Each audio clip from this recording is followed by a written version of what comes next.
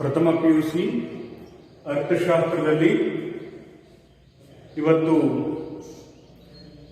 ಭಾಗ 2ರ ಪುಸ್ತಕದಲ್ಲಿ ಭಾರತದ ಆರ್ಥಿಕಾಭಿವೃದ್ಧಿ ಪುಸ್ತಕದಲ್ಲಿ 7ನೇ ಅಧ್ಯಾಯ ಉದ್ಯೋಗ ಬೆಳವಣಿಗೆ ಅನೌಪಚಾರೀಕರಣ ಮತ್ತು ಇತರೆ ಸಮಸ್ಯೆಗಳು.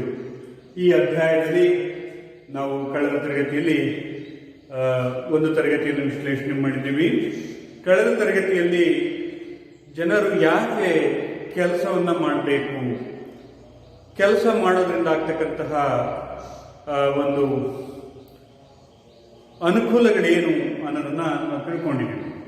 ಹಾಗೆಯೇ ಕೆಲಸ ಮಾಡೋದ್ರಿಂದ ರಾಷ್ಟ್ರೀಯ ಆದಾಯಕ್ಕೆ ಜನರು ಹೇಗೆ ಕೊಡುಗೆ ಸಲ್ಲಿಸ್ತಾರೆ ಅನ್ನೋದ್ರ ಬಗ್ಗೆನೂ ಸಹ ನಾವು ವಿವರವಾಗಿ ತಿಳ್ಕೊಂಡಿದ್ದೀವಿ.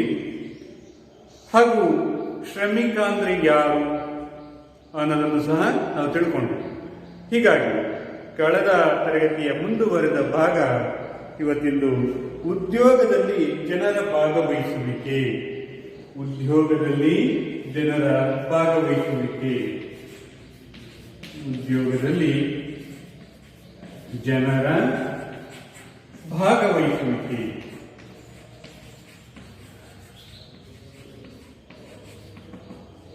ಉದ್ಯೋಗದಲ್ಲಿ ಜನರ ಭಾಗವಹಿಸುವಿಕೆ. Participations of people in employment ಅಂತ ಹೇಳಿ ನಾವು ನೋಡ್ತೀವಿ. ಇಲ್ಲಿ ಉದ್ಯೋಗದಲ್ಲಿ ಜನರ ಭಾಗವಹಿಸುವಿಕೆ. ಉದ್ಯೋಗದಲ್ಲಿ ಯಾರು ತೊಡಗುತ್ತಾರೆ ಅವರನ್ನು ನಾವೇನಂತ ಕರಿತೀವಿ? ಶ್ರಮಿಕರು ಅಂತ ಹೇಳಿ ಕರಿತೀವಿ. ಶ್ರಮಿಕರು, ಶ್ರಮಿಕ ಅಥವಾ ಶ್ರಮಿಕರು, ವರ್ಕರ್ ಇದನ್ನ ನಾವು ಕರಿತೀವಿ. ಹಾಗೆಯೇ ಜನರು ಅಂತ ಹೇಳಿದ್ರೆ ಜನಸಂಖ್ಯೆ. ಜನಸಂಖ್ಯೆ. ಉದ್ಯೋಗದಲ್ಲಿ ಯಾರು ಭಾಗವಹಿಸ್ತಾರೆ? ಶ್ರಮಿಕರು, ಕಾರ್ಮಿಕರು.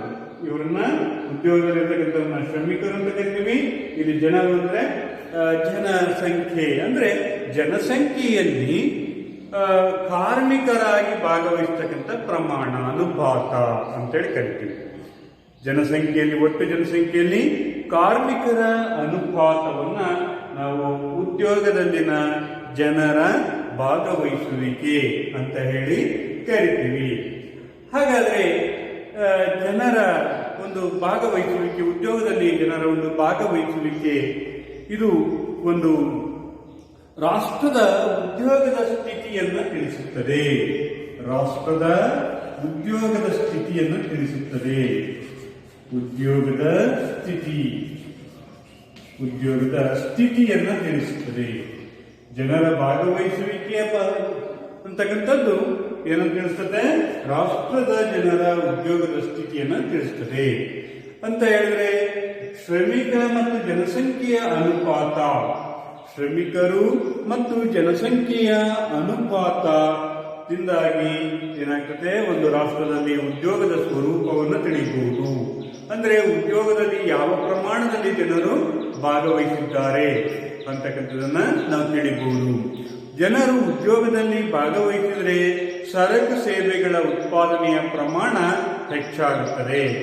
ಸರಕು ಸೇವೆಗಳ ಉತ್ಪಾದನೆಯ ಪ್ರಮಾಣ ಹೆಚ್ಚಾದರೆ ರಾಷ್ಟ್ರೀಯ ಆದಾಯ ಹೆಚ್ಚಾಗಿ ಆ ರಾಷ್ಟ್ರ ಆರ್ಥಿಕವಾಗಿ ಅಭಿವೃದ್ಧಿಯನ್ನ ಹೊಂದುತ್ತದೆ. ಹಾಗಾಗಿಯೇ ಇಲ್ಲಿ ಶ್ರಮಿಕ ಜನಸಂಖ್ಯೆಯ ಅನುಪಾತ ಹೆಚ್ಚಾಗಿದ್ದರೆ, ಶ್ರಮಿಕ ಜನಸಂಖ್ಯೆಯ ಅನುಪಾತ ಹೆಚ್ಚಾಗಿದ್ದರೆ ಆ ರಾಷ್ಟ್ರ ಆರ್ಥಿಕವಾಗಿ ಮುಂದುವರೆದಿರುತ್ತದೆ. ಹಾಗೇನೆ ಶ್ರಮಿಕ ಜನಸಂಖ್ಯೆ ಅನುಪಾತ ಕಡಿಮೆಯಾಗಿದ್ದರೆ ಆ ರಾಷ್ಟ್ರ ಆರ್ಥಿಕವಾಗಿ ಹಿಂದುಳಿದಿರ್ತದೆ. ಅಂತ ಹೇಳಿದ್ರೆ ಉದ್ಯೋಗದ ಸ್ಥಿತಿ ಅಂತಕ್ಕಂಥದನ್ನ ನಾವು ತಿಳಿಬಹುದು. ಒಂದು ರಾಷ್ಟ್ರ ಯಾಕೆ ಆರ್ಥಿಕವಾಗಿ ಹಿಂದುಳಿದಿರ್ತದೆ ಅಂತ ಹೇಳಿದ್ರೆ ಅಲ್ಲಿ ಶ್ರಮಿಕರ ಮತ್ತು ಜನಸಂಖ್ಯೆಯ ಅನುಪಾತ ಕಡಿಮೆ ಇರುವುದರಿಂದ ಆ ದೇಶ ಆರ್ಥಿಕವಾಗಿ ಹಿಂದುಳಿದಿರ್ತದೆ. ಇದನ್ನ ನಾವು ಇದು ಏನನ್ನು ವಿವರಿಸುತ್ತೆ? ರಾಷ್ಟ್ರದ ಉದ್ಯೋಗದ ಸ್ಥಿತಿಯನ್ನು ವಿವರಿಸುತ್ತದೆ. ಹಾಗಾಗಿ ಇಲ್ಲಿ ನಾವು ಹೆಚ್ಚಾಗಿರಬೇಕು, ಶ್ರಮಿಕರ ಮತ್ತು ಜನಸಂಖ್ಯೆಯ ಅನುಪಾತ ಅಂತಕ್ಕಂಥದ್ದು ಹೆಚ್ಚಾಗಿರಬೇಕು. ಅಂದ್ರೆ ಒಟ್ಟು ಜನಸಂಖ್ಯೆಯಲ್ಲಿ ಉದ್ಯೋಗದಲ್ಲಿ ಭಾಗವಹಿಸುವಂತಹ ದುಡಿಯುವಂತಹ ಜನರ ಅನುಪಾತ ಏನಾಗಿರಬೇಕು, ಹೆಚ್ಚಾಗಿರಬೇಕು. ದುಡಿಯುವಂತಹ ಜನರ ಅನುಪಾತ ಹೆಚ್ಚಾದಾಗ ಆ ರಾಷ್ಟ್ರ ಅಭಿವೃದ್ಧಿಯನ್ನ ಸಾಧಿಸುತ್ತದೆ. ಹಾಗಾದ್ರೆ ಇಲ್ಲಿ ಶ್ರಮಿಕರು ಅಥವಾ ಶ್ರಮಶಕ್ತಿ ಅಂದ್ರೆ ಯಾವುದು? ಯಾರನ್ನ ನಾವು ಶ್ರಮಿಕರು, ಯಾರನ್ನ ನಾವು ಶ್ರಮಶಕ್ತಿ ಅಂತ ಕರಿತೀವಿ ಅಂತ ಹೇಳಿದ್ರೆ, ಶ್ರಮಶಕ್ತಿ ಅಂದ್ರೆ ಏನು? ಶ್ರಮಶಕ್ತಿ ಅಂತ ಹೇಳಿದ್ರೆ ಇಲ್ಲಿ ಒಂದು ನಿರ್ದಿಷ್ಟ ಅವಧಿಯಲ್ಲಿ ಕೆಲಸವನ್ನ ಮಾಡುವ, ಹಾಗೆಯೇ ಕೆಲಸವನ್ನ ಹುಡುಕುವ ಅಥವಾ ಕೆಲಸಕ್ಕೆ ದೊರೆಯುವ ಜನರ ಪ್ರಮಾಣವನ್ನ ನಾವು ಶ್ರಮಶಕ್ತಿ ಅಂತೇಳಿ ಕರಿತೀವಿ.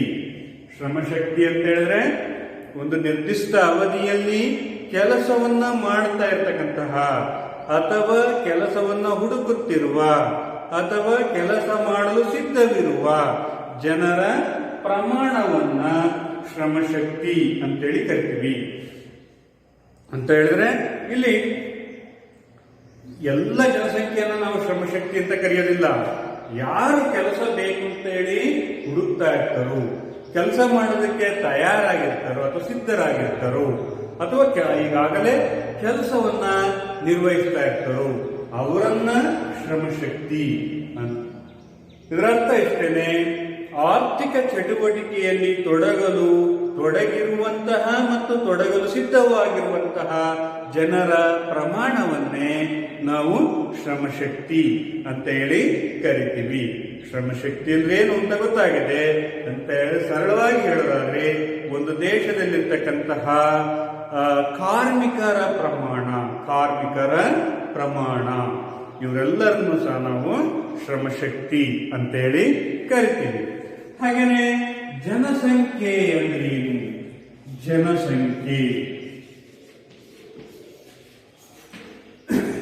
ಜನಸಂಖ್ಯೆ ಅಂತ ಹೇಳಿದ್ರೆ ಒಂದು ನಿರ್ದಿಷ್ಟ ಪ್ರದೇಶದಲ್ಲಿ ಒಂದು ನಿರ್ದಿಷ್ಟ ಅವಧಿಯಲ್ಲಿ ವಾಸಿಸುತ್ತಿರುವ ಜನರ ಪ್ರಮಾಣವನ್ನ ಜನಸಂಖ್ಯೆ ಅಂತ ಹೇಳಿ ಕರಿತೀವಿ.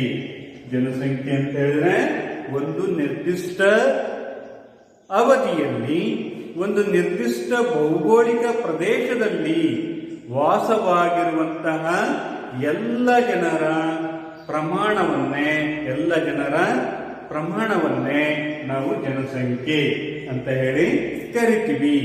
ಅಂತ ಹೇಳಿದ್ರೆ ಅಲ್ಲಿ ಜನಸಂಖ್ಯೆ ಅಂತಕ್ಕಂಥದ್ದು ವಿಶಾಲ ಅರ್ಥವನ್ನು ಒಳಗೊಂಡಿರ್ತದೆ. ಜನಸಂಖ್ಯೆಯಲ್ಲಿ ಮಕ್ಕಳು ಇರ್ತಾರೆ, ಹಾಗೇನೆ ವಯಸ್ಕರು ಇರ್ತಾರೆ, ಅದೇ ರೀತಿ ಹಿರಿಯ ಜೀವಿಗಳು ಸಹ ಇರ್ತಾರೆ. ಎಲ್ಲರನ್ನು ಒಳಗೊಂಡಿರ್ತಕ್ಕಂತಹ ಒಂದು ಪ್ರಮಾಣವಾಗಿದೆ ಜನಸಂಖ್ಯೆ ಅಂತಕ್ಕಂಥದ್ದು. ಇದು ವಿಶಾಲವಾದ ಪರಿಭಾವನೆಯನ್ನು ಹೊಂದಿದ್ರೆ, ಶ್ರಮಶಕ್ತಿ ಅಂತಕ್ಕಂಥದ್ದು ಕೇವಲ ಕೆಲಸವನ್ನ ಮಾಡ್ತಾ ಇರ್ತಕ್ಕಂತಹ ಮತ್ತು ಕೆಲಸವನ್ನ ಹುಡುಕ್ತಾ ಇರ್ತಕ್ಕಂತಹ ಹಾಗೂ ಕೆಲಸಕ್ಕೆ ಸಿದ್ಧರಾಗಿರ್ತಕ್ಕಂತಹ ಜನರ ಪ್ರಮಾಣವನ್ನು ಇದು ಸೂಚಿಸುವುದರಿಂದ ಇದೊಂದು ಸಂಕುಚಿತ ಪರಿಭಾವನೆ ಅಂತ ಹೇಳಿದ್ರೆ, ಜನಸಂಖ್ಯೆಯಲ್ಲಿ ಶ್ರಮಶಕ್ತಿ, ಜನಸಂಖ್ಯೆ ಇಲ್ಲಿ ಶ್ರಮಶಕ್ತಿ ಎಲ್ಲಿಂದ ಬರುತ್ತೆ? ಆ ದೇಶದ ಜನಸಂಖ್ಯೆಯಿಂದ ಬರುತ್ತದೆ. ಅಲ್ಲಿ ಯಾವ ದೇಶದಲ್ಲಿ ಮಾನವ ಬಂಡವಾಳವಾಗಿ ನಿರ್ಮಾಣ ಮಾಡಿದರೆ, ಜನಸಂಖ್ಯೆಯನ್ನ ಮಾನವ ಬಂಡವಾಳವಾಗಿ ನಿರ್ಮಾಣ ಮಾಡ್ತೀವಿ, ಆ ಮಾನವ ಬಂಡವಾಳವನ್ನು ನಾವು ಏನು ಕರಿತೀವಿ? ಶ್ರಮಶಕ್ತಿ ಅಂತೇಳಿ ಕರಿತೀವಿ. ಹಾಗಾಗಿ ಈ ಶ್ರಮ ಅಂತಕ್ಕಂಥದ್ದು ಏನದು? ಒಂದು ಉತ್ಪಾದನಾಂಗ. ಶ್ರಮ ಅಂತಕ್ಕಂಥದ್ದು ಉತ್ಪಾದನಾಂಗ. ಶ್ರಮ ಅಂತಕ್ಕಂಥದ್ದು ಒಂದು ಮೂಲ ಉತ್ಪಾದನಾಂಗ ಅಥವಾ ಇದೊಂದು ಬೇಸಿಕ್ ಪ್ರೊಡಕ್ಷನ್ ಫ್ಯಾಕ್ಟರ್ ಅಂತ ಹೇಳಿ ಕರಿತೀವಿ. ಯಾಕೆಂತ ಹೇಳಿದ್ರೆ ಶ್ರಮ ಇಲ್ಲದೆ ಅಥವಾ ಮಾನವನ ಇಲ್ಲದೆ ಯಾವುದೇ ಸರಕು ಸೇವೆಗಳ ಉತ್ಪಾದನೆ ಸಾಧ್ಯವಾಗುವುದಿಲ್ಲ. ಹಾಗಾಗಿ ಶ್ರಮಶಕ್ತಿ ಅಂತ ಹೇಳಿದ್ರೆ ಆ ದೇಶದ ಶ್ರಮ ಬಲ. ಶ್ರಮ ಅಂತಕ್ಕಂಥದ್ದು ಏನು? ಅದೊಂದು ಉತ್ಪಾದನಾಂಗ. ಉತ್ಪಾದನಾಂಗ ಅಂತ ಹೇಳಿದ್ರೆ ಸರಕು ಸೇವೆಗಳ ಉತ್ಪಾದನೆಯಲ್ಲಿ ಬೇಕೇ ಬೇಕಾಗಿರುವಂತಹ ಒಂದು ಸಂಗತಿ, ಅದನ್ನ ಉತ್ಪಾದನಾಂಗ ಅಂತ ಹೇಳಿ ಕರಿತೀವಿ. ಹಾಗಾಗಿ ಯಾವುದೇ ದೇಶ ಒಂದು ಸದೃಢವಾಗಿರ್ತಕ್ಕಂತಹ ಬಲಿಷ್ಠವಾಗಿರ್ತಕ್ಕಂತಹ ರಾಷ್ಟ್ರವನ್ನ ಕಟ್ಟಬೇಕು ಅಂತ ಹೇಳಿದ್ರೆ ನಮಗೇನು ಅಗತ್ಯವಾಗಿರ್ತದೆ? ಶ್ರಮ ಅಂತಕ್ಕಂಥದ್ದು ಬೇಕೇ ಬೇಕಾಗುತ್ತದೆ. ಅಲ್ಲಿ ಜನಸಂಖ್ಯೆ ಬೇಕಾಗುತ್ತದೆ. ಆ ಜನಸಂಖ್ಯೆಯಿಂದ ನಾವೇನು ತಗೊಬೇಕಾಗುತ್ತೆ? ಶ್ರಮಶಕ್ತಿ ಅಂತಕ್ಕಂಥದ್ದು ಬೇಕಾಗುತ್ತದೆ. ಹೀಗಾಗಿ ನಾವು ಶ್ರಮಶಕ್ತಿ ಮತ್ತು ಜನಸಂಖ್ಯೆಯನ್ನ ನಾವು ನೋಡ್ತಾ ಇದ್ದೇವೆ. ಇನ್ನ ಮುಂದಿನ ಒಂದು ಪರಿಕಲ್ಪನೆ ಶ್ರಮಿಕ ಜನಸಂಖ್ಯೆಯ ಅನುಪಾತ. ಶ್ರಮಿಕ ಜನಸಂಖ್ಯೆಯ ಅನುಪಾತ. ಜನಸಂಖ್ಯೆಯ ಅನುಪಾತ. ಶ್ರಮಿಕ ಜನಸಂಖ್ಯೆಯ ಅನುಪಾತವನ್ನ ನಾವು ಹೇಗೆ ಕಂಡುಹಿಡಿತೀವಿ ಅಂತ ಹೇಳಿದ್ರೆ, ಮುಖ್ಯವಾಗಿ ಶ್ರಮಿಕರ ದುಡಿಯುವ ಜನಸಂಖ್ಯೆ ದುಡಿಯುವ ಜನಸಂಖ್ಯೆ, ದುಡಿಯುವ ಕಾರ್ಮಿಕರ ಸಂಖ್ಯೆ, ದುಡಿಯುವ ಕಾರ್ಮಿಕರ ಸಂಖ್ಯೆ ಅಥವಾ ಶ್ರಮಿಕರ ಸಂಖ್ಯೆ, ದುಡಿಯುವ ಶ್ರಮಿಕರ ಸಂಖ್ಯೆ ಡಿವೈಡೆಡ್ ಬೈ ಒಟ್ಟು ಜನಸಂಖ್ಯೆ ಇಂಟು 100. ಶ್ರಮಿಕರ ಸಂಖ್ಯೆಯನ್ನ ಒಟ್ಟು ಜನಸಂಖ್ಯೆಯಿಂದ ಭಾಗಿಸಿ 100ರಿಂದ ಗುಣಿಸಿದಾಗ ನಮಗೆ ದೇಶದ ಶ್ರಮಿಕ ಜನಸಂಖ್ಯೆಯ ಅನುಪಾತ ದೊರೆಯುತ್ತದೆ. ಶ್ರಮಿಕ ಜನಸಂಖ್ಯೆಯ ಅನುಪಾತವನ್ನ ನಾವು ಹೇಗೆ ಕಂಡುಹಿಡಿತೀವಿ? ದುಡಿಯುವ ಶ್ರಮಿಕರ ಸಂಖ್ಯೆಯನ್ನ ಒಟ್ಟು ಜನಸಂಖ್ಯೆಯಿಂದ ಭಾಗಿಸಬೇಕು. ದೇಶದ ಜನಸಂಖ್ಯೆಯಿಂದ ಒಟ್ಟು ಶ್ರಮಿಕರ ಸಂಖ್ಯೆಯನ್ನ ಭಾಗಿಸಿದಾಗ ಬರ್ತಕ್ಕಂಥ ಉತ್ತರದಿಂದ 100ರಿಂದ ಅದನ್ನು ಗುಣಿಸಿದರೆ ನಮಗೇನು ದೊರೆಯುತ್ತದೆ? ಶ್ರಮಿಕ ಜನಸಂಖ್ಯೆಯ ಅನುಪಾತ ಅಂತಕ್ಕಂಥದ್ದು ದೊರೆಯುತ್ತದೆ. ಹೀಗೆ ಪ್ರತಿ 100 ಜನರಲ್ಲಿ ದುಡಿಯುವ ಶ್ರಮಿಕರ ಸಂಖ್ಯೆ ಅಥವಾ ದುಡಿಯಲು ಸಿದ್ಧರಾಗಿರ್ತಕ್ಕಂಥ ಶ್ರಮಿಕರ ಸಂಖ್ಯೆಯನ್ನ ನಾವೆಂತ ಕರಿತೀವಿ? ಶ್ರಮಿಕ ಜನಸಂಖ್ಯೆಯ ಅನುಪಾತ ಅಂತೇಳಿ ಕರಿತೀವಿ. ಸರಳವಾಗಿ ನಾವು ಹೇಳಬೇಕು ಅಂತ ಹೇಳಿದ್ರೆ, ಇವೆಲ್ಲ ವಿಶ್ಲೇಷಣೆಯಿಂದ ನಾವು ನೋಡೋದಾದ್ರೆ, ಇಲ್ಲಿ ಶ್ರಮಿಕರು ಅಂತ ಹೇಳಿದ್ರೆ ಸರಳವಾಗಿ ನೀವು ಕಾರ್ಮಿಕರು ಅಂತ ತಿಳ್ಕೊಬೇಕು. ಕಾರ್ಮಿಕರು ನಮಗೆ ಎಲ್ಲಿಂದ ದೊರೀತಾರೆ? ಆ ದೇಶದ ಜನಸಂಖ್ಯೆಯಿಂದ ದೊರೀತಾರೆ. ಕಾರ್ಮಿಕರ ಹೆಚ್ಚು ದೊರೆತರೆ, ಜನಸಂಖ್ಯೆಯಿಂದ ಕಾರ್ಮಿಕರು ಹೆಚ್ಚಾಗಿ ಹೊರ ಬರ್ತಾ ಇದ್ರೆ ಆ ದೇಶ ಆರ್ಥಿಕವಾಗಿ ಮುಂದುವರಿತದೆ. ಕಾರ್ಮಿಕರ ಸಂಖ್ಯೆ ಹೆಚ್ಚಾದ್ರೆ ಏನಾಗುತ್ತೆ? ಹೆಚ್ಚು ಸರಕುಗಳು ಉತ್ಪಾದನೆ ಆಗ್ತವೆ. ಹೆಚ್ಚು ಸರಕುಗಳು ಉತ್ಪಾದನೆ ಆದ್ರೆ ದೇಶದ ರಾಷ್ಟ್ರೀಯ ಆದಾಯ ಸಹ ಏನಾಗುತ್ತೆ? ಹೆಚ್ಚಾಗುತ್ತದೆ. ರಾಷ್ಟ್ರೀಯ ಆದಾಯ ಹೆಚ್ಚಾಯಿತು ಅಂತ ಹೇಳಿದ್ರೆ ಆ ದೇಶ ಆರ್ಥಿಕವಾಗಿ ಅಭಿವೃದ್ಧಿಯನ್ನ ಹೊಂದುತ್ತದೆ. ಹಾಗಾಗಿ ನಾವು ಎಷ್ಟು ಜನಸಂಖ್ಯೆ ಇದೆ ಅಂತ ನಾವು ಅಧ್ಯಯನ ಮಾಡೋದಕ್ಕಿಂತ ಆ ಜನಸಂಖ್ಯೆಯಲ್ಲಿ ಎಷ್ಟು ಜನ ಕಾರ್ಮಿಕರಿದ್ದಾರೆ ಅಥವಾ ಎಷ್ಟು ಜನ ಶ್ರಮಿಕರ ಪ್ರಮಾಣ ಇದೆ ಅನ್ನೋದನ್ನ ನಾವು ನೋಡಬೇಕಾಗುತ್ತದೆ. ಹಾಗಾಗಿ ಆ ರಾಷ್ಟ್ರದ ಉದ್ಯೋಗದ ಸ್ಥಿತಿ ಅನ್ನು ನಾವು ತಿಳ್ಕೊಬೇಕು ಅಂತ ಹೇಳಿದ್ರೆ ನಾವೇನ್ ಮಾಡಬೇಕಾಗುತ್ತೆ? ಶ್ರಮಿಕ ಮತ್ತು ಜನಸಂಖ್ಯೆಯ ಅನುಪಾತವನ್ನ ಕಂಡುಹಿಡಿಬೇಕು. ಈ ಒಂದು ಕ್ಯಾಲ್ಕುಲೇಟ್ ಪ್ರಕಾರ ಭಾರತದಲ್ಲಿ ಶ್ರಮಿಕ ಜನಸಂಖ್ಯೆಯ ಅನುಪಾತವನ್ನು ನಾವು ನೋಡೋದಾದ್ರೆ, ಪುರುಷರು ಭಾರತದಲ್ಲಿ ಶ್ರಮಿಕ ಜನಸಂಖ್ಯೆಯ ಅನುಪಾತವನ್ನ ಒಂದು ಕೋಷ್ಟಕದ ಮೂಲಕ ನಾವು ತಿಳ್ಕೊಬಹುದು. ಕೋಷ್ಟಕದ ಮೂಲಕ ತಿಳಿಯುವಂತಹ ಒಂದು ಪ್ರಯತ್ನ. ಕೋಷ್ಟಕ ಲಿಂಗ ಪುರುಷರು ಹಾಗೆಯೇ ಸ್ತ್ರೀಯರು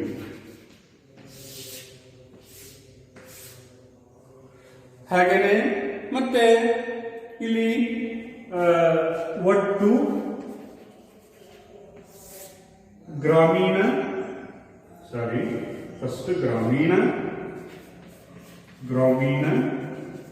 ನಗರ ಹಾಗೆಯೇ ಒಟ್ಟು. ಪುರುಷ ಪುರುಷರ ಅನುಪಾತ 54.4% ಗ್ರಾಮೀಣ ಪ್ರದೇಶದಲ್ಲಿ ಪುರುಷರು ಶ್ರಮಿಕರನ್ನು ನಾವು ನೋಡಿದ್ರೆ, ಮಹಿಳೆಯರ ಅನುಪಾತ 21.6%. ಸರಿ, ದಯವಿಟ್ಟು ಪುರುಷರು 54.3% ಗ್ರಾಮೀಣ ಪ್ರದೇಶದಲ್ಲಿ ಉದ್ಯೋಗವನ್ನ ಕಂಡುಕೊಂಡಿದ್ರೆ, ಮಹಿಳೆಯರ ಅನುಪಾತ 24.8% ಮಹಿಳೆಯರು ಗ್ರಾಮೀಣ ಪ್ರದೇಶದಲ್ಲಿ ಕಾರ್ಮಿಕರಾಗಿ ದುಡಿತಾ ಇದ್ದರು. ಹಾಗೆಯೇ ನಗರ ಪ್ರದೇಶದಲ್ಲಿ ಪುರುಷರ ಅನುಪಾತ 54.6% ಮತ್ತು ಮಹಿಳೆಯರ ಅನುಪಾತ 14.7%. ಒಟ್ಟಾರೆಯಾಗಿ ನೋಡಿದ್ರೆ 54.4% ಪುರುಷರು ಉದ್ಯೋಗದಲ್ಲಿ ಭಾಗವಹಿಸಿದರೆ, ಮಹಿಳೆಯರ ಅನುಪಾತ 21.9%. ಒಟ್ಟಾರೆಯಾಗಿ 38.6% ಅಥವಾ 39% ಒಟ್ಟು ಜನಸಂಖ್ಯೆಯಲ್ಲಿ ಶ್ರಮಿಕರ ಪ್ರಮಾಣ ಎಷ್ಟಿದೆ? 38.6%. ಅಂದ್ರೆ ಸರಿಸುಮಾರು 40% ಜನಸಂಖ್ಯೆ ಉದ್ಯೋಗವನ್ನ ಅಥವಾ ಶ್ರಮಿಕರಾಗಿದ್ರೆ, ಉಳಿದಂತಹ 60% ಜನಸಂಖ್ಯೆ ಏನಾಗಿದೆ ಅಂತ ಅರ್ಥ? ಡಿಪೆಂಡೆನ್ಸಿ, ಅವಲಂಬಿತವಾಗಿರ್ತಕ್ಕಂಥ ಜನಸಂಖ್ಯೆಯಾಗಿದೆ. ನಮ್ಮ ದೇಶದಲ್ಲಿ ಇರ್ತಕ್ಕಂಥ ಒಟ್ಟು ಜನಸಂಖ್ಯೆಯಲ್ಲಿ 38.6% ಜನರು ಉದ್ಯೋಗದಲ್ಲಿ ತೊಡಗಿದ್ದಾರೆ, ಉಳಿದಂತವರು ಅವಲಂಬಿತ ಜನಸಂಖ್ಯೆಯಾಗಿದೆ. ಇದನ್ನ ನಾವು ಈ ಒಂದು ಕೋಷ್ಟಕದಲ್ಲಿ ತಿಳಿಬಹುದಾಗಿರ್ತಕ್ಕಂತಹ ಮುಖ್ಯ ಸಂಗತಿ ಅಂತ ಹೇಳಿದ್ರೆ, ಭಾರತದಲ್ಲಿ 100ಕ್ಕೆ 39% ಜನರು ಮಾತ್ರ ಉದ್ಯೋಗದಲ್ಲಿ ಭಾಗವಹಿಸ್ತಾ ಇದ್ದಾರೆ ಅನ್ನೋದು ಒಂದನೇ ಸಂಗತಿ. ಅಂತ ಹೇಳಿದ್ರೆ, ನಾವು ಒಟ್ಟು ಜನಸಂಖ್ಯೆಯಲ್ಲಿ 100 ಜನರನ್ನು ತಗೊಂಡ್ರೆ ಅದರಲ್ಲಿ ಎಷ್ಟು ಜನ? 39 ಅಥವಾ 40% ಜನರು ಉದ್ಯೋಗದಲ್ಲಿ ಭಾಗವಹಿಸಿದ್ದಾರೆ. ಉಳಿದಂತಹ ಜನರು ಏನಾಗಿದ್ದಾರೆ ಅಂತ ಅರ್ಥ? ಅವರು ಉದ್ಯೋಗದಲ್ಲಿ ಭಾಗವಹಿಸಿಲ್ಲ ಅಂತ ಹೇಳಿದ್ರೆ ಅವರು ಅವಲಂಬಿತರಾಗಿದ್ದಾರೆ. ಅಷ್ಟು ಜನರು ನಾವು ಉದ್ಯೋಗದಲ್ಲಿ ಭಾಗವಹಿಸಿದ್ರೆ ಇನ್ನಷ್ಟು ವೇಗವಾಗಿ ದೇಶದಲ್ಲಿ ಅಭಿವೃದ್ಧಿಯನ್ನು ಹೊಂದೋದಕ್ಕೆ ಸಾಧ್ಯ ಇತ್ತು. ಹಾಗೆಯೇ ನಗರ ಪ್ರದೇಶದಲ್ಲಿ 35% ನಗರ ಪ್ರದೇಶದಲ್ಲಿ 35% ಜನರು ಸರಾಸರಿಯಾಗಿ ನೋಡಿದ್ರೆ 35% ಜನರು ಉದ್ಯೋಗದಲ್ಲಿ ಭಾಗವಹಿಸಿದ್ದಾರೆ. ಒಟ್ಟು 100 ಜನಸಂಖ್ಯೆಯಲ್ಲಿ 100 ಜನರಲ್ಲಿ ಎಷ್ಟು ಜನ? 35% ಮಾತ್ರ ಜನರು ಉದ್ಯೋಗದಲ್ಲಿ ಭಾಗವಹಿಸಿದ್ದಾರೆ. ಹಾಗೆಯೇ ಗ್ರಾಮೀಣ ಪ್ರದೇಶದಲ್ಲಿ ಎಷ್ಟಿದ್ದಾರೆ?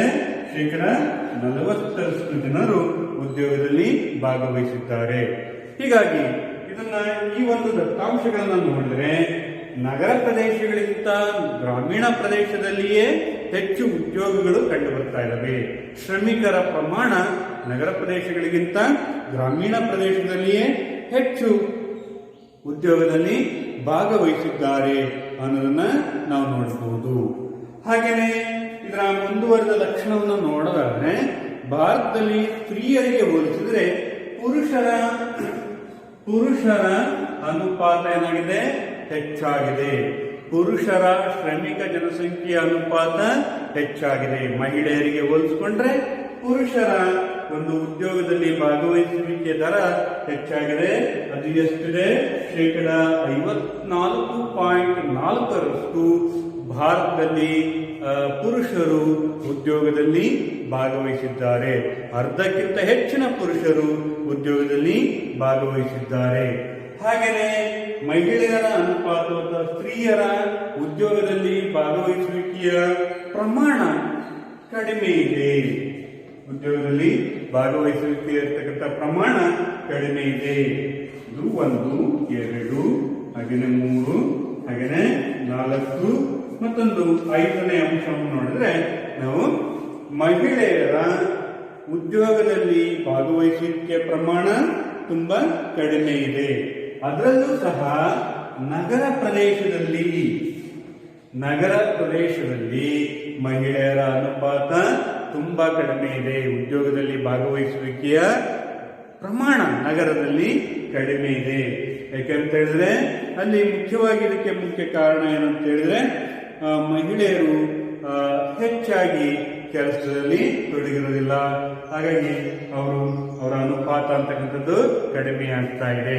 ಅವರಿಗೆ ಹೆಚ್ಚಿನ ಆದಾಯದ ಮೂಲಗಳಿರ್ಬೋದು ಅಥವಾ ನಗರ ಪ್ರದೇಶದಲ್ಲಿರ್ತಕ್ಕಂತಹ ಮಹಿಳೆಯರು ಅವರಿಗೆ ಉದ್ಯೋಗವನ್ನು ಮಾಡೋದಕ್ಕೆ ಬಯಸ್ತಾನೆ ಇರಬಹುದು.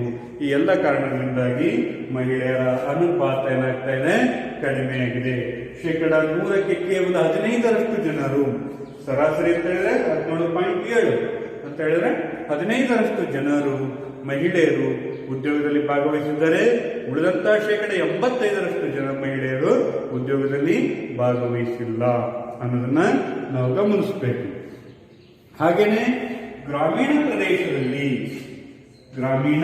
ಪ್ರದೇಶದಲ್ಲಿ ಮಹಿಳೆಯರ ಭಾಗವಹಿಸುವಿಕೆಯ ಪ್ರಮಾಣವೂ ಸಹ ಕಡಿಮೆ ಇದೆ. ಪುರುಷರಿಗೆ ಹೋಲಿಸಿಕೊಂಡ್ರೆ ಮಹಿಳೆಯರ ಅನುಪಾತ ಕಡಿಮೆ ಇದೆ. ಶ್ರಮಿಕ ಉದ್ಯೋಗ ಜನಸಂಖ್ಯೆಯಲ್ಲಿ ಗ್ರಾಮೀಣ ಪ್ರದೇಶದಲ್ಲಿ 25% ಅಂದ್ರೆ 24.8 ಅಂತ ಹೇಳಿದ್ರೆ 25% ಮಹಿಳೆಯರು ಮಾತ್ರ ಉದ್ಯೋಗದಲ್ಲಿ ಭಾಗವಹಿಸಿದ್ದಾರೆ. ಇದು ಸಹ ಗ್ರಾಮೀಣ ಪ್ರದೇಶಕ್ಕೆ ಹೋಲಿಕೆ ಮಾಡಿಕೊಂಡ್ರೆ ನಗರ ಪ್ರದೇಶದಲ್ಲಿ ಮಹಿಳೆಯರ ಪ್ರಮಾಣ ಇನ್ನೂ ಕಡಿಮೆ ಇದೆ. ಅಂದ್ರೆ ನಗರ ಮಹಿಳಾ ಉದ್ಯೋಗದ ಭಾಗವಹಿಸುವಿಕೆಗೂ ಗ್ರಾಮೀಣ ಉದ್ಯೋಗ ಮಹಿಳೆಯರ ಭಾಗವಹಿಸುವಿಕೆಗೂ ನಾವು ಹೋಲಿಕೆ ಮಾಡಿಕೊಂಡ್ರೆ ಗ್ರಾಮೀಣ ಪ್ರದೇಶದ ಮಹಿಳೆಯರು ಹೆಚ್ಚು ಉದ್ಯೋಗದಲ್ಲಿ ತೊಡಗಿದ್ದಾರೆ. ನಗರ ಪ್ರದೇಶದ ಮಹಿಳೆಯರು ಉದ್ಯೋಗದಲ್ಲಿ ತೊಡಗಿರ್ತಕ್ಕಂಥ ಪ್ರಮಾಣ ಏನಾಗಿದೆ, ಕಡಿಮೆ ಇದೆ.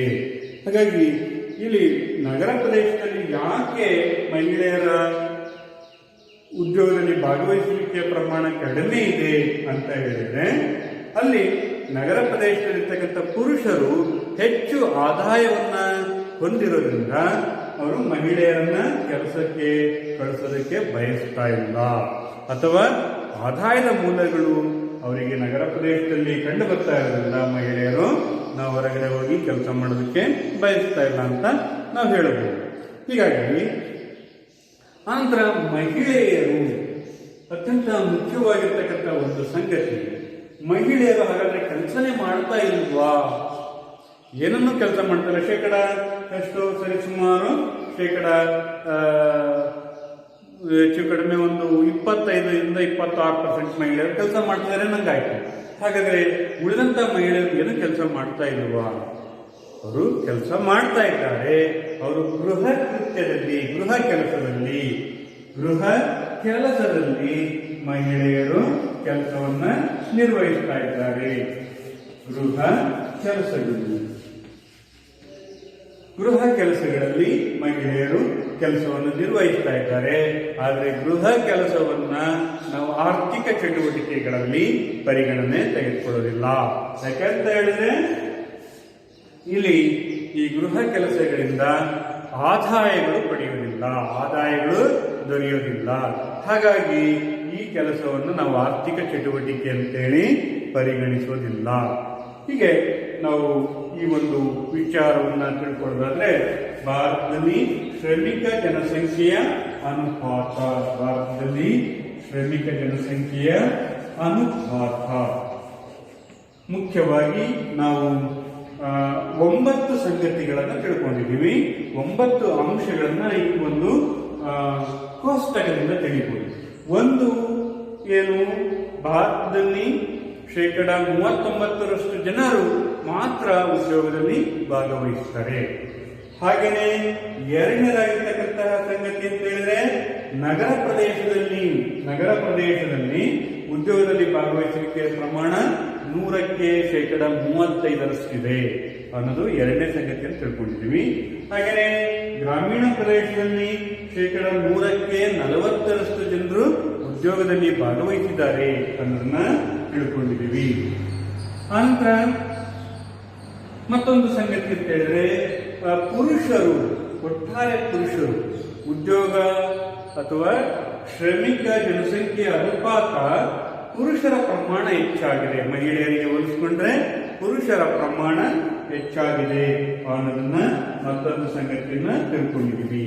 ಹಾಗೆಯೇ ಮತ್ತೆ ನೋಡಿದ್ರೆ ಮಹಿಳೆಯರ ಶ್ರಮಿಕ ಜನಸಂಖ್ಯೆ ಅನುಪಾತ ಎಷ್ಟಾಗಿದೆ, 21.9 ಅಂತ ಹೇಳಿದ್ರೆ 5% ಸಾರಿ 5ನೇ ಅಂಶವನ್ನು ನಾವು ನೋಡಬಹುದು.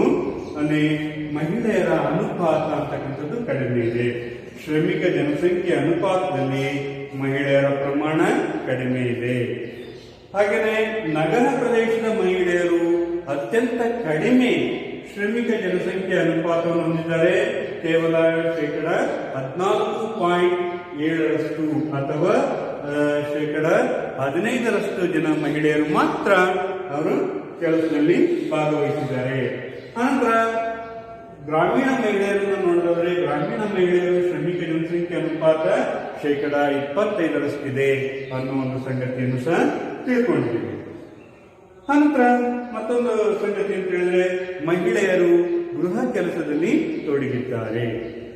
ಹಾಗಾದ್ರೆ ಆ ಕೆಲಸಗಳನ್ನ ನಾವು ಶ್ರಮಿಕ ಜನಸಂಖ್ಯೆ ಅನುಪಾತದಲ್ಲಿ ಪರಿಗಣನೆಗೆ ತೆಗೆದುಕೊಳ್ಳೋದಿಲ್ಲ.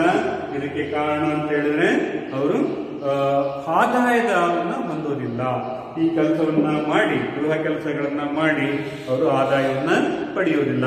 ಉದಾಹರಣೆಗೆ ಅಡಿಗೆ ತಯಾರಿಸುವುದಿರ್ಬೋದು, ಹಿರಿಯರ ಆರೈಕೆ ಮತ್ತು ಮಕ್ಕಳನ್ನ ಆರೈಕೆ ಮಾಡ್ತಕ್ಕಂಥದ್ದು, ಮನೆಯನ್ನ ಸ್ವಚ್ಛಗೊಳಿಸ್ತಕ್ಕಂಥದ್ದು, ಹಾಗೆಯೇ ಮನೆಗೆ ಬರ್ತಕ್ಕಂಥ ಅತಿಥಿಗಳನ್ನ ಸತ್ಕರಿಸ್ತಕ್ಕಂಥದ್ದು, ಈ ಕೆಲಸಗಳಿಗೆ ಮಹಿಳೆಯರಿಗೆ ಯಾವುದೇ ಆದಾಯವಿರೋದಿಲ್ಲ. ಹಾಗಾಗಿ ಅವುಗಳನ್ನು ಆರ್ಥಿಕ ಚಟುವಟಿಕೆಗಳ ವ್ಯಾಪ್ತಿಯಲ್ಲಿ ನಾವು ಪರಿಗಣಿಸೋದಿಲ್ಲ. ಆದರೆ ಅರ್ಥಶಾಸ್ತ್ರಜ್ಞರು ಈ ಕೆಲಸವನ್ನು ಸಹ ಆರ್ಥಿಕ ಚಟುವಟಿಕೆ ಅಂತ ಹೇಳಿ ಪರಿಗಣಿಸಬೇಕು ಅಂತ ಹೇಳಿದರೆ, ಆದರೆ ಇದುವರೆಗೂ ಸಹ ಅದನ್ನು ಪರಿಗಣನೆ ಆಗಿಲ್ಲ. ಇನ್ನು ನಾವು ಮತ್ತೊಂದು ಮುಖ್ಯವಾಗಿರ್ತಕ್ಕಂಥ ಸಂಗತಿಯನ್ನು ತಿಳ್ಕೊಬೇಕಾಗತ್ತೆ. ಏನು ಅಂತ ಹೇಳಿದ್ರೆ ಗ್ರಾಮೀಣ ಕಾರ್ಮಿಕರು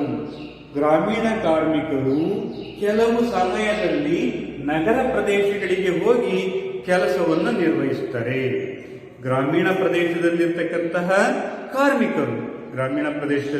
ಕಾರ್ಮಿಕರು ವರ್ಷದ ಕೆಲವು ಸಮಯದಲ್ಲಿ, ಒಂದು ವರ್ಷದಲ್ಲಿ ಕೆಲವು ಸಮಯಗಳ ಕಾಲ ನಗರ ಪ್ರದೇಶಗಳಿಗೆ ವಲಸೆ ಹೋಗಿ ಅಲ್ಲಿ ಉದ್ಯೋಗಗಳನ್ನು ಕೈಗೊಳ್ಳುತ್ತಾರೆ. ಅಂದ್ರೆ ಯಾಕೆ ಗ್ರಾಮೀಣ ಪ್ರದೇಶದ ಕಾರ್ಮಿಕರು ನಗರ ಪ್ರದೇಶಗಳಿಗೆ ವಲಸೆ ಹೋಗಿ ಕೆಲಸವನ್ನ ಕೈಗೊಳ್ತಾರೆ, ಅದಕ್ಕೆ ಮುಖ್ಯ ಕಾರಣಗಳು ಏನು ಅನ್ನೋದನ್ನ ನಾವು ತಿಳ್ಕೊಳ್ಳೋದಾದ್ರೆ, ಅಲ್ಲಿ ಮೊದಲನೇದಾಗಿರ್ತಕ್ಕಂಥ ಒಂದು ಸಂಗತಿ, ಉದ್ಯೋಗಗಳನ್ನ ಅರಸಿಕೊಂಡು ಗ್ರಾಮೀಣ ಕಾರ್ಮಿಕರು ಕೆಲಸಕ್ಕೆ ಹೋಗ್ತಾ ಇರ್ತಾರೆ, ನಗರ ಪ್ರದೇಶಗಳಿಗೆ ಹೋಗ್ತಾರೆ. ಒಂದು ಉದ್ಯೋಗವನ್ನ ಅರಸಿಕೊಂಡು ಹೋಗ್ತಾರೆ. ಗ್ರಾಮೀಣ ಕಾರ್ಮಿಕರು ನಗರ ಪ್ರದೇಶಕ್ಕೆ ಕೆಲಸವನ್ನು ಹುಡ್ಕೊಂಡು ವರ್ಷದ ಕೆಲವು ಸಮಯ ವಲಸೆ ಹೋಗ್ತಾರೆ, ನಗರ ಪ್ರದೇಶಕ್ಕೆ ವಲಸೆ ಹೋಗ್ತಾರೆ. ಅದಕ್ಕೆ ಕಾರಣ ಅವರಿಗೆ ಉದ್ಯೋಗ ಬೇಕು. ಗ್ರಾಮೀಣ ಪ್ರದೇಶದಲ್ಲಿ ಉದ್ಯೋಗ ಅವಕಾಶಗಳು ಕಡಿಮೆ ಇರ್ತವೆ. ಅದು ಋತು ಸಂಬಂಧಿ ಉದ್ಯೋಗ ಆಗಿರೋದ್ರಿಂದ ಅವರು ಉದ್ಯೋಗಗಳನ್ನ ವರ್ಷವಿಡೀ ಉದ್ಯೋಗ ಅಲ್ಲಿ ದೊರೆಯೋದಿಲ್ಲ. ಹಾಗಾಗಿ ಉದ್ಯೋಗವನ್ನ ಕಂಡುಕೊಳ್ಳೋದಕ್ಕೋಸ್ಕರ ಅವರಿಗೆ ಹೋಗ್ತಾರೆ, ನಗರ ಪ್ರದೇಶಗಳಿಗೆ ವಲಸೆ ಹೋಗ್ತಾರೆ. ಹಾಗೆಯೇ ಎರಡನೇದಾಗಿರ್ತಕ್ಕಂಥದ್ದು ಅಧಿಕ ವೇತನ ಸಿಗುತ್ತದೆ. ಎರಡನೇದಾಗಿರ್ತಕ್ಕಂಥ ಸಂಗತಿ ಅಧಿಕ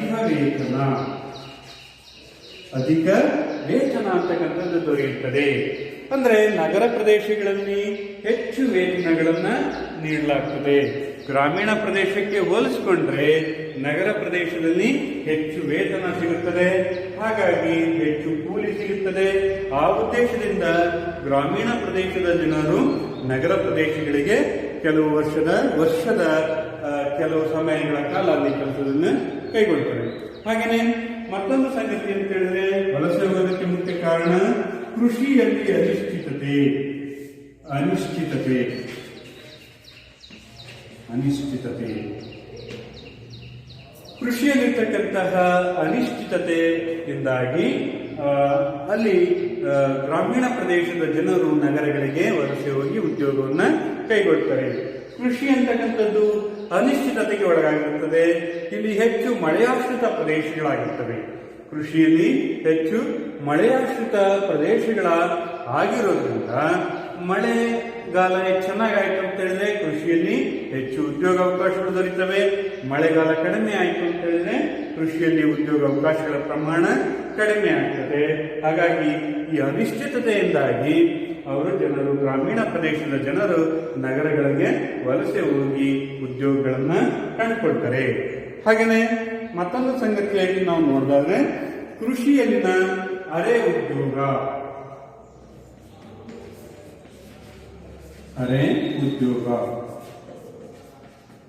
ಕೃಷಿಯಲ್ಲಿನ ಅರೆ ಉದ್ಯೋಗನೂ ಸಹ ಏನಾಗಿದೆ, ನಗರ ಪ್ರದೇಶಗಳಿಗೆ ವಲಸೆ ಹೋಗೋದಕ್ಕೆ ಕಾರಣ ಆಗಿದೆ ಅಂತ ಹೇಳಿದ್ರೆ ಕೃಷಿ ಅಂತಕ್ಕಂಥದ್ದು ವರ್ಷವಿಡೀ ಉದ್ಯೋಗಗಳನ್ನ ಕೊಡೋದಿಲ್ಲ.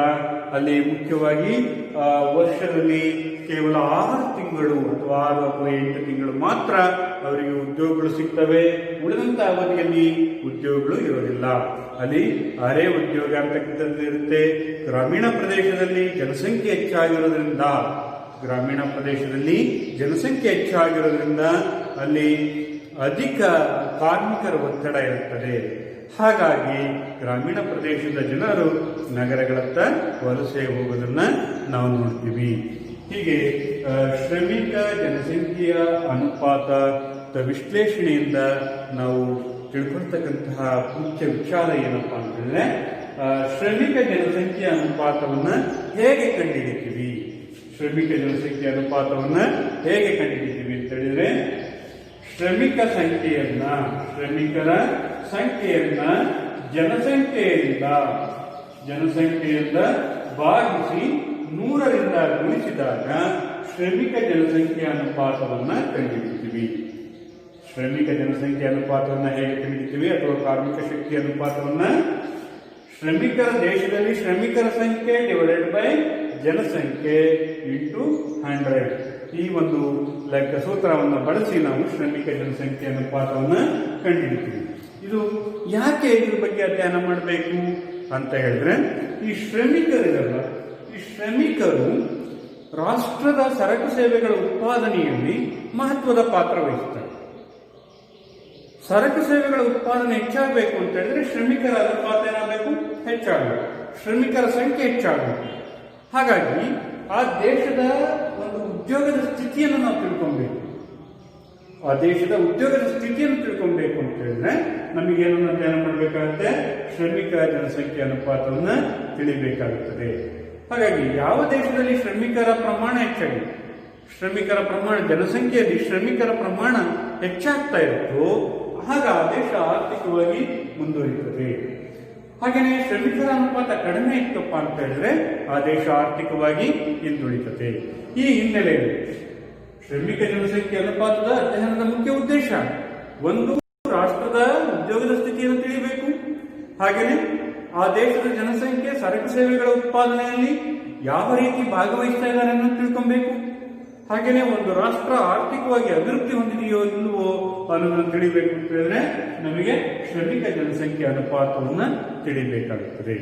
ಈ ವಿಚಾರವನ್ನು ತಿಳಿದಾಗ ನಾವು ಗಮನಿಸಬೇಕು, ಪುರುಷರು ಮತ್ತು ಗ್ರಾಮೀಣ ಮತ್ತು ನಗರ ಪ್ರದೇಶದಲ್ಲಿ ಹೇಗೆ ಉದ್ಯೋಗಗಳನ್ನು ಕಂಡುಕೊಂಡಿದ್ದಾರೆ, ಅದರಲ್ಲಿ ಪುರುಷರು ಮತ್ತು ಸ್ತ್ರೀಯರು ಯಾವ ರೀತಿ ಉದ್ಯೋಗದಲ್ಲಿ ತೊಡಗಿದ್ದಾರೆ ಅನ್ನೋದನ್ನ ನಮಗೆ ಇದು ತಿಳಿಸ್ಕೊಡ್ತದೆ.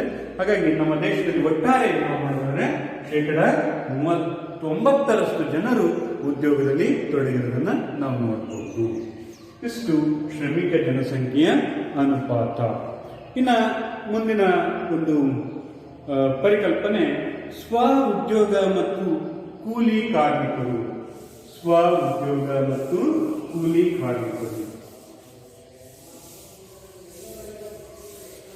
ಸ್ವ ಉದ್ಯೋಗ ಮತ್ತು ಕೂಲಿ ಕಾರ್ಮಿಕರು. ಸ್ವ ಉದ್ಯೋಗ ಮತ್ತು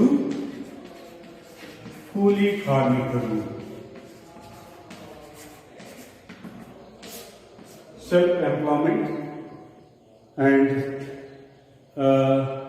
ವರ್ಕರ್ಸ್. ಇವರನ್ನ ನಾವು ನೋಡೋದಾದ್ರೆ ದೇಶದಲ್ಲಿ ಒಟ್ಟಾರೆ ಒಂದು ದೇಶದ ಶ್ರಮಿಕರು ಅಥವಾ ಉದ್ಯೋಗಿಗಳು ಅಥವಾ ಕಾರ್ಮಿಕರನ್ನ ಅವರ ಉದ್ಯೋಗದ ಗುಣಮಟ್ಟವನ್ನು ತಿಳಿಬೇಕು, ಆ ಒಂದು ಉದ್ಯೋಗದ ಸ್ಥಿತಿಗತಿಗಳನ್ನು ತಿಳಿಬೇಕು ಅಂತ ಹೇಳಿದ್ರೆ ನಾವು ಸ್ವ ಉದ್ಯೋಗ ಮತ್ತು ಕೂಲಿ ಕಾರ್ಮಿಕರ ಒಂದು ಪರಿಕಲ್ಪನೆಯನ್ನ ತಿಳ್ಕೊಬೇಕು. ಅಂದ್ರೆ ಒಂದು ದೇಶದಲ್ಲಿ ಉದ್ಯೋಗದ ಸ್ಥಿತಿಗತಿಗಳು ಯಾವ ರೀತಿ ಇದಾವೆ ಮತ್ತು ಉದ್ಯೋಗದ ಗುಣಮಟ್ಟ ಯಾವ ರೀತಿ ಇದೆ, ಹೆಚ್ಚಿನ ವೇತನವನ್ನು ಪಡಿತಾ ಇದ್ದಾರೋ ಅಥವಾ ಕಡಿಮೆ ವೇತನವನ್ನು ಪಡಿತಾ ಇದ್ದಾರೋ, ಕಾರ್ಮಿಕರು ಹೆಚ್ಚಿನ ವೇತನವನ್ನು ಪಡಿತಾ ಇದ್ದಾರೋ ಅಥವಾ ಕಡಿಮೆ ವೇತನವನ್ನು ಪಡಿತಾರೋ, ಯಾವ ಸ್ವರೂಪದ ಉದ್ಯೋಗದಲ್ಲಿ ತೊಡಗಿದ್ದಾರೆ, ಇದ್ರ ಬಗ್ಗೆ ನಾವು ತಿಳ್ಕೊಬೇಕಾಗಿರೋದ್ರಿಂದ ನಾವು ಈ ಪರಿಕಲ್ಪನೆ ಅಂತಕ್ಕಂಥದ್ದು ಮುಖ್ಯವಾಗಿದೆ. ಒಟ್ಟಾರೆ ದೇಶದಲ್ಲಿ ಭಾರತದಲ್ಲಿ ದುಡಿಯುವ ಕಾರ್ಮಿಕರನ್ನ 3 ಭಾಗಗಳಾಗಿ ನಾವು ವಿಭಾಗಿಸ್ತೀವಿ. ಒಂದು ಸ್ವ ಉದ್ಯೋಗಿಗಳು, ಒಂದನೇದಾಗಿರ್ತಕ್ಕಂಥದ್ದು ಸ್ವ ಉದ್ಯೋಗಿಗಳು,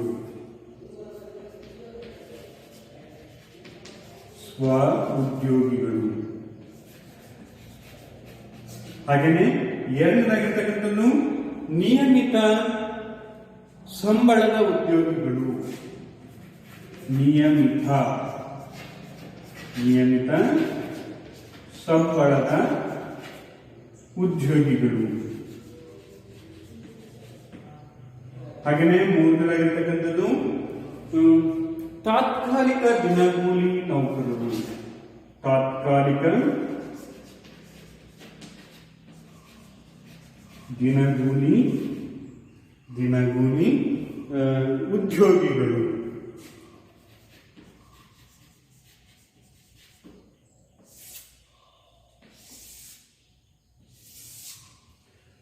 ಹೀಗೆ ದೇಶದಲ್ಲಿ ದುಡಿತಕ್ಕಂತಹ ಕಾರ್ಮಿಕರನ್ನ ಅಥವಾ ಶ್ರಮಶಕ್ತಿಯನ್ನ 3 ಭಾಗಗಳಾಗಿ ಮಾಡ್ತೀವಿ.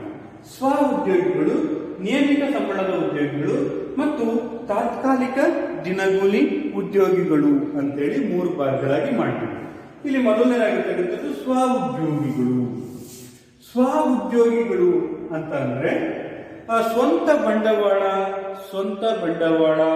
ಮತ್ತು ಸ್ವಂತ ಉದ್ಯಮ ವ್ಯವಹಾರಗಳನ್ನು ಸ್ಥಾಪಿಸಿ ಮಾಲೀಕನಾಗಿ ದುಡಿದು ಜೀವನವನ್ನ ನಡೆಸ್ತಾ ಇದ್ರೆ ಅಂತವರನ್ನ ಸ್ವ ಉದ್ಯೋಗಿಗಳು ಅಂತೇಳಿ ಕರೀತಾರೆ.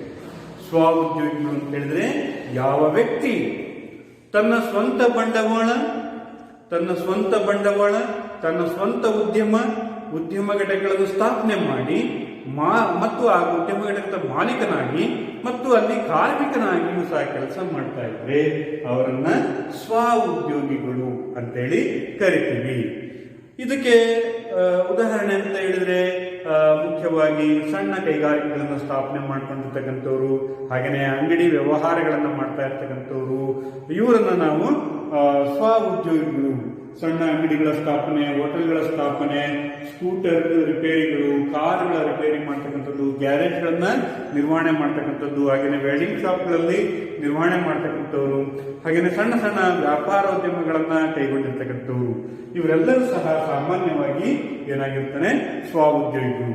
ಇವರು ತಮ್ಮದೇ ಆಗಿರ್ತಕ್ಕಂಥ ಸ್ವಂತ ಬಂಡವಾಳವನ್ನು ತೊಡಗಿರ್ತಾರೆ, ತಮ್ಮದೇ ಆಗಿರ್ತಕ್ಕಂಥ ಒಂದು ಉದ್ಯಮ ಘಟಕವನ್ನು ಸ್ಥಾಪನೆ ಮಾಡ್ಕೊಂಡಿರ್ತಾರೆ.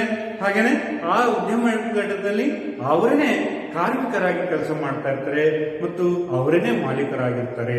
ಅಂತಹವರನ್ನು ನಾವೆಂತ ಕರಿತೀವಿ? ಸ್ವ ಉದ್ಯೋಗಿಗಳು ಅಂತ ಕರಿತೀವಿ. ಇವರು 1972ರಲ್ಲಿ ಸ್ವ ಉದ್ಯೋಗಿಗಳ ಪ್ರಮಾಣ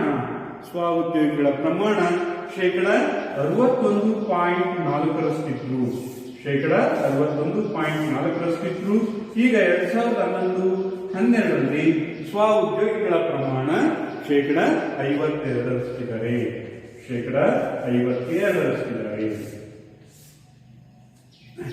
ಸ್ವ ಉದ್ಯೋಗದ ಪ್ರಮಾಣಗಳು 1971-72ರಲ್ಲಿ ಎಷ್ಟಿದ್ದಾರೆ? ಶೇಕಡ 61.4ರಷ್ಟಿದ್ರು. 2011-12ರಲ್ಲಿ ಸ್ವ ಉದ್ಯೋಗದ ಪ್ರಮಾಣ 52ರಷ್ಟಾಗಿದೆ. ಸ್ವ ಉದ್ಯೋಗದ ಪ್ರಮಾಣ ಏನಾಗಿದೆ?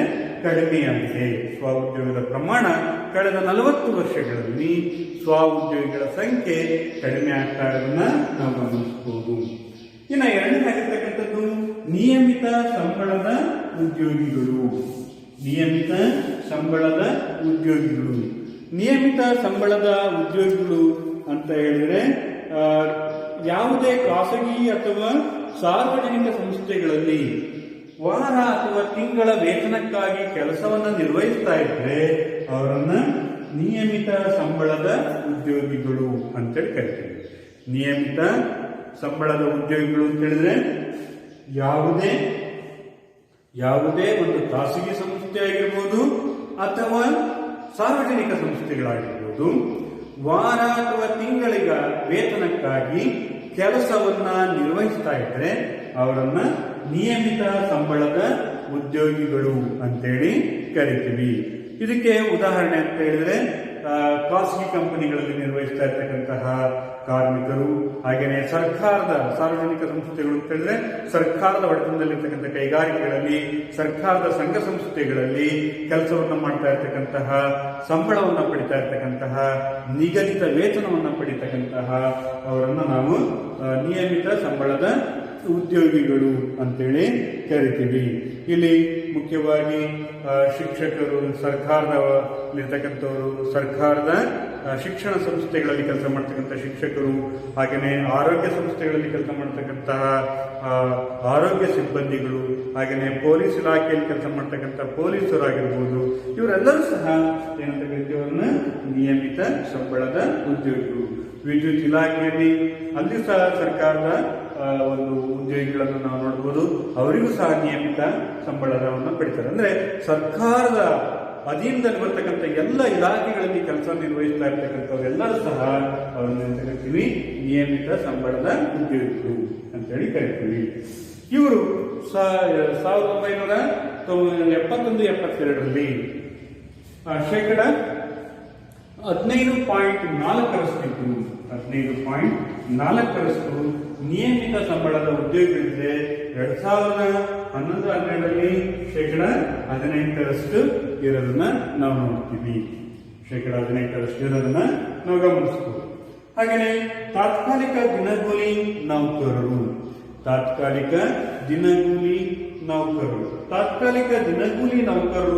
ಅಂತ ಹೇಳಿದ್ರೆ ವರ್ಷವಿಡೀ ಬೇರೆಯವರ ಒಡೆತನದಲ್ಲಿ ಯಾವ ಉದ್ಯೋಗಿಗಳು ವರ್ಷವಿಡೀ ಉದ್ಯೋಗ ನಿರ್ವಹಿಸದೆ ಕೆಲವು ಸಂದರ್ಭಗಳಲ್ಲಿ ಕರೆ ಆಧಾರಿತ ಮೇಲೆ ಕೂಲಿ ಪಡೆದು ಕೆಲಸವನ್ನ ನಿರ್ವಹಿಸುತ್ತಿರುವ ಕಾರ್ಮಿಕರನ್ನ ತಾತ್ಕಾಲಿಕ ದಿನಗೂಲಿ ನೌಕರರು ಅಂತ ಕರಿತೀವಿ. ತಾತ್ಕಾಲಿಕ ದಿನಗೂಲಿ ನೌಕರರು ಅಂತ ಹೇಳಿದ್ರೆ ಇವರು ವರ್ಷವಿಡೀ ಕೆಲಸವನ್ನು ಮಾಡೋದಿಲ್ಲ, ಕೆಲಸ ಸಿಗೋದಿಲ್ಲ ಇವರಿಗೆ. ಕರೆಯ ಆಧಾರದ ಮೇಲೆ ಇವರು ಕೆಲಸವನ್ನು ನಿರ್ವಹಿಸ್ತಾರೆ. ಆಧಾರದ ಮೇಲೆ ಕೂಲಿ ಪಡೆದು ಕೆಲಸವನ್ನು ನಿರ್ವಹಿಸ್ತಾ ಇರ್ತಾರೆ ತಾತ್ಕಾಲಿಕ ದಿನಗೂಲಿ ನೌಕರರು. ಬೇರೆಯವರ ಒಡೆತನದಲ್ಲಿ ಅವರು ಕರೆದಾಗ ಹೋಗಿ ಕೆಲಸವನ್ನ ಮಾಡಿ ವೇತನವನ್ನ ಪಡಿತಾ ಇದ್ರೆ ಅವರನ್ನ ತಾತ್ಕಾಲಿಕ ದಿನಗೂಲಿ ನೌಕರರು ಅಂತ ಕರಿತೀವಿ. ಇವರಿಗೆ ಉದಾಹರಣೆಗಳು ಅಂತ ಹೇಳಿದ್ರೆ ಹಮಾಲರು, APMCಯಲ್ಲಿ, ಹಾಗೆ ಭಾರವಾದಂಥ ವಸ್ತುಗಳನ್ನ ಸಾಗಿಸ್ತಕ್ಕಂಥವ್ರು ಹಮಾಲರಾಗಿ ನೋಡ್ತೀವಿ. ಹಾಗೆಯೇ ಕೃಷಿ ಕಾರ್ಮಿಕರು, ಅದೇ ರೀತಿ ದಲ್ಲಾಳಿಗಳು, ಕಟ್ಟಡ ನಿರ್ಮಾಣದ ಕಾರ್ಮಿಕರು, ಇವರೆಲ್ಲರೂ ಸಹ ತಾತ್ಕಾಲಿಕ ದಿನಗೂಲಿ ಉದ್ಯೋಗಿಗಳು. ಇವರು ಶೇಕಡ 23.2% 1971-72ರಲ್ಲಿ 23.2% ತಾತ್ಕಾಲಿಕ ದಿನಗೂಲಿ ನೌಕರಿದ್ರೆ ಇವರ ಪ್ರಮಾಣ ಶೇಕಡ 30ಕ್ಕೆ ಹೆಚ್ಚಾಗಿದೆ. ಶೇಕಡ 30ರಷ್ಟು ಹೆಚ್ಚಾಗಿರೋದನ್ನ ನಾವು ಗಮನಿಸಬಹುದು. ಇಲ್ಲಿ ನಾವು ಗಮನಿಸಬೇಕಾಗಿರ್ತಕ್ಕಂತಹ ಮುಖ್ಯ ಸಂಗತಿಗಳು ಅಂತ ಹೇಳಿದ್ರೆ, ಸ್ವ ಉದ್ಯೋಗದಲ್ಲಿ ಪ್ರಾರಂಭದಲ್ಲಿ ಸ್ವಾತಂತ್ರ್ಯ ಬಂದಂತ ಸಂದರ್ಭದಲ್ಲಿ, ಸ್ವಾತಂತ್ರ್ಯ ಬಂದಾಗ ಭಾರತದಲ್ಲಿ ಸ್ವ ಉದ್ಯೋಗದ ಪ್ರಮಾಣ ಹೆಚ್ಚಾಗಿತ್ತು. ಆದರೆ ಸ್ವ ಉದ್ಯೋಗದ ಪ್ರಮಾಣ ಈಗ ಏನಾಗ್ತಾ ಇದೆ, ಕಡಿಮೆಯಾಗಿದೆ. ಶೇಕಡ 52ಕ್ಕೆ ಕಡಿಮೆ ಆಗಿದೆ. ಇಲ್ಲಿ ಇರ್ತಕ್ಕಂತಹ ಜನಸಂಖ್ಯೆ ಎಲ್ಲಿಗೆ ಅವರು ಶಿಫ್ಟ್ ಆಗ್ತಾ ಇದ್ದಾರೆ ಅಥವಾ ಬದಲಾಗ್ತಾ ಇದ್ದಾರೆ ಅಂತ ಹೇಳಿದ್ರೆ, ನಿಯಮಿತ ಸಂಬಳದ ಉದ್ಯೋಗಗಳ ಕಡೆ ಹರಿಸ್ತಾ ಇದ್ದಾರೆ ಮತ್ತು ಅಲ್ಲಿಂದ ತಾತ್ಕಾಲಿಕ ದಿನಗೂಲಿ ನೌಕರರ ಕಡೆ ಹೆಚ್ಚಾಗಿ ಹರಿದು ಬರ್ತಾ ಇದೆ. ಇದೊಂದು ತುಂಬಾ ಆಘಾತಕಾರಿಯಾಗಿರ್ತಕ್ಕಂತಹ ವಿಚಾರ. ಯಾಕಂತ ಹೇಳಿದ್ರೆ ತಾತ್ಕಾಲಿಕ ದಿನಗೂಲಿ ಪ್ರಮಾಣ ಏನಾಗಿದೆ, ಬಹಳಷ್ಟು ಪ್ರಮಾಣದಲ್ಲಿ ಹೆಚ್ಚಳ ಆಗಿದೆ. ಕಳೆದ 40 ವರ್ಷಗಳಲ್ಲಿ ತಾತ್ಕಾಲಿಕ ದಿನಗೂಲಿ ಉದ್ಯೋಗಿಗಳ ಸಂಖ್ಯೆ ಹೆಚ್ಚಾಗ್ತಾ ಇದೆ, ಸ್ವ ಉದ್ಯೋಗಿಗಳ ಪ್ರಮಾಣ ಕಡಿಮೆ ಆಗ್ತಾ ಇದೆ. ಇದೊಂದು ನಮಗೆ ತುಂಬಾ ಸಂಕಷ್ಟದ ವಿಚಾರ ಅಂತ ನಾವು ಪರಿಗಣಿಸಬಹುದು. ಯಾಕಂತ ಹೇಳಿದ್ರೆ ಇಲ್ಲಿ ತಾತ್ಕಾಲಿಕ ದಿನಗೂಲಿ ಉದ್ಯೋಗಿಗಳು ಅಂತ ಹೇಳಿದ್ರೆ ಅವರಿಗೆ ಕೆಲಸದ ಭದ್ರತೆ ಇರೋದಿಲ್ಲ, ವರ್ಷವಿಡೀ ಕೆಲಸ ಸಿಗೋದಿಲ್ಲ. ವರ್ಷವಿಡೀ ಕೆಲಸ ಸಿಗೋದಿಲ್ಲ ಅಂದ್ರೆ ಅವರಿಗೆ ಆದಾಯ ಹೆಚ್ಚಾಗೋದಿಲ್ಲ. ಅಂದ್ರೆ ಈ ಕ್ಷೇತ್ರದಲ್ಲಿ ದುಡಿದಿರ್ತಕ್ಕಂಥವ್ರು ಸಾಮಾನ್ಯವಾಗಿ ಏನಾಗ್ತಾರೆ, ಬಡತನಕ್ಕೆ ಸಿಲುಕುವ ಸಾಧ್ಯತೆಗಳು ಇರುತ್ತವೆ. ಹಾಗಾಗಿ ಇದೊಂದು ನಾವು ಸಂಕಷ್ಟದ ವಿಚಾರ ಅಂತ ಹೇಳಿ ನಾವು ಗಮನಿಸಬಹುದು. ಹಾಗೆಯೇ ಈ ತಾತ್ಕಾಲಿಕ ದಿನಗೂಲಿ ಉದ್ಯೋಗಿಗಳಲ್ಲಿ ಮತ್ತೊಂದು ಮುಖ್ಯ ಸಂಗತಿ ಅಂತ ಹೇಳಿದ್ರೆ ಅವರು ಹಮಾಲಿರ್ತಾರೆ, ಕೃಷಿ ಕಾರ್ಮಿಕರು, ಇವರೆಲ್ಲರೂ ಸಹ ಸಾಮಾನ್ಯವಾಗಿ ಬಡವರಾಗಿರ್ತಾರೆ. ಕಟ್ಟಡದ ಕಾರ್ಮಿಕರು ಇವರು ಉದ್ಯೋಗವನ್ನು ಆರಿಸಿ ಒಂದು ಗ್ರಾಮೀಣ ಪ್ರದೇಶದಿಂದ ನಗರ ಪ್ರದೇಶಕ್ಕೆ ಹೆಚ್ಚಾಗಿ ವಲಸೆ ಹೋಗೋರಾಗಿರ್ತಾರೆ. ಇದು ಸಹ ಇದೊಂದು ಮುಖ್ಯ ಅಂಶವನ್ನು ನಾವು ಪರಿಗಣಿಸಬಹುದು.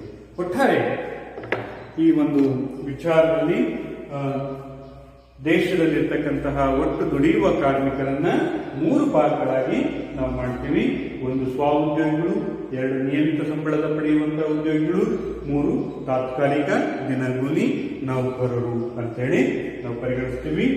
ಸ್ವ ಉದ್ಯೋಗದಿಂದ ಯಾವ ಕಡೆ ಶ್ರಮಬಲ ಬದಲಾಗ್ತಾ ಇದೆ ಅಂತ ಹೇಳಿದ್ರೆ ನಿಯಮಿತ ಸಂಬಳದ ಉದ್ಯೋಗಿಗಳ ಕಡೆ ಬದಲಾಗ್ತಾ ಇದ್ದಾರೆ, ಮತ್ತೊಂದು ಕಡೆ ತಾತ್ಕಾಲಿಕ ದಿನಗೂಲಿ ಉದ್ಯೋಗಿಗಳ ಸಂಖ್ಯೆ ಹೆಚ್ಚಾಗ್ತಾ ಇರೋದನ್ನ ನಾವು ಗಮನಿಸ್ತಾ ಇದ್ದೀವಿ.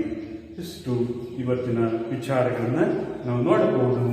ಒಂದು ಇವತ್ತು ನಾವೇನು ತಿಳ್ಕೊಂಡಿದ್ದೀವಿ, ಏನಿದ್ರ ಮುಖ್ಯಾಂಶಗಳು ಏನಪ್ಪಾ ಅಂತ ಹೇಳಿದ್ರೆ ಶ್ರಮಿಕ ಜನಸಂಖ್ಯೆಯ ಅನುಪಾತ. ದೇಶದಲ್ಲಿರ್ತಕ್ಕಂಥ ಜನಸಂಖ್ಯೆಯಲ್ಲಿ ಶ್ರಮಿಕರ ಪ್ರಮಾಣ ಯಾವ ಪ್ರಮಾಣದಲ್ಲಿದೆ ಅನ್ನೋದನ್ನು ತಿಳ್ಕೊಂಡಿದ್ದೀವಿ.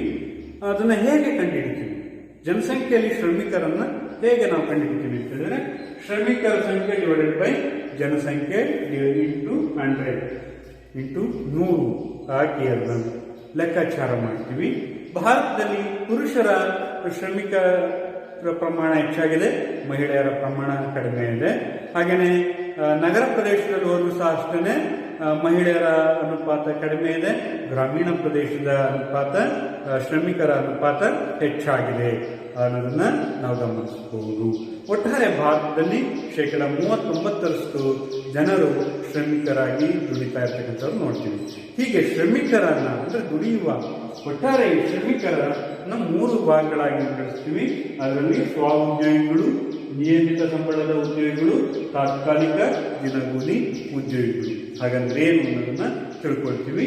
ನಂತರ ಮುಖ್ಯವಾಗಿರ್ತಕ್ಕಂಥ ಸಂಗತಿ ಅಂತ ಹೇಳಿದ್ರೆ ಸ್ವ ಉದ್ಯೋಗಿಗಳು ತಾತ್ಕಾಲಿಕ ದಿನಗೂಲಿ ಉದ್ಯೋಗಿಗಳಾಗಿ ಪರಿವರ್ತನೆ ಆಗ್ತಾ ಇದೆ. ಭಾರತದಲ್ಲಿ ಸ್ವ ಉದ್ಯೋಗಿಗಳ ಸಂಖ್ಯೆ ಕಡಿಮೆ ಆಗ್ತಾ ಇದೆ, ತಾತ್ಕಾಲಿಕ ದಿನಗೂಲಿ ಉದ್ಯೋಗಿಗಳ ಸಂಖ್ಯೆ ಹೆಚ್ಚಾಗ್ತಾ ಇರೋದನ್ನ ನಾವು ಗಮನಿಸಬಹುದು. ಇದಕ್ಕೆ ಏನು ಕಾರಣ ಅನ್ನೋದನ್ನ ಮುಂದಿನ ತರಗತಿಯಲ್ಲಿ ನಾವು ವಿಶ್ಲೇಷಣೆ ಮಾಡೋಣ. Thank you.